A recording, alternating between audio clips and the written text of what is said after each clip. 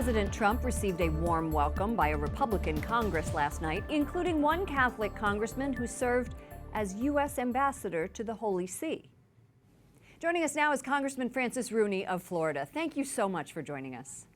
Thank you for having me back on. The president is getting thumbs up from people on the left, on the right today for his speech last night. What did the president get right in your view? Well, I think he got several things right. First of all, he set a presidential tone. Even the Washington Post had to agree that he spoke as a president, showing capability to lead our country and unite Americans and not as a campaigner. That's kind of a real cardinal change.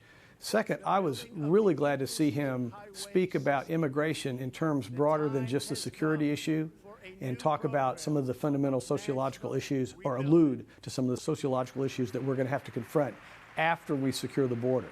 And then the third thing that really brought joy to my heart was the discussion of choice and parochial schools. Right. Back to immigration, he also said yesterday at the White House in a meeting that I had attended that he thinks the time is right for an immigration bill as long as there is compromise. What is your thought on that? Well, I've said all along that the American people are just and compassionate and embracing of all societies. That's why we have the melting pot that we have.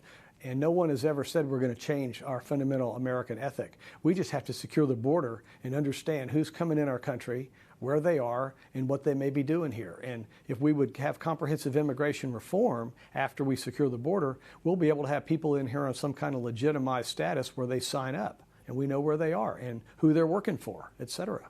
Let's move on to health care and the importance of a new health care plan to replace Obamacare. There's infighting among Republicans about exactly how to do that. Do you think that conservative Republicans can get on board together?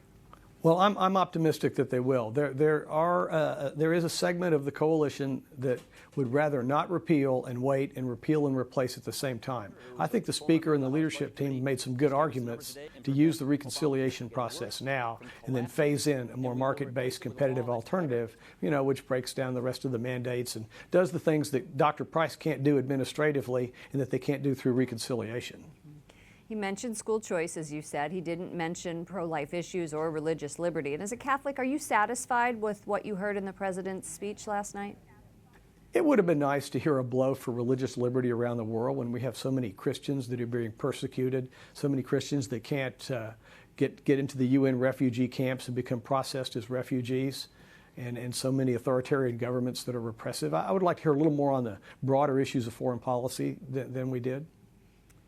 Okay, and do you believe that coming up and heading to this school choice town hall, I think as he's billing it in Florida, is going to be something that can help sway the minds of people who are not solidly behind school choice?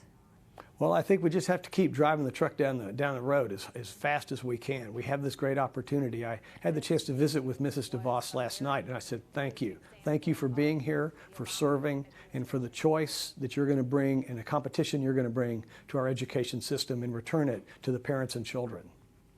Representative Francis Rooney, Republican of Florida, it is always lovely to have you on the show. Thank you so much. Thank you for having me, and have a nice day.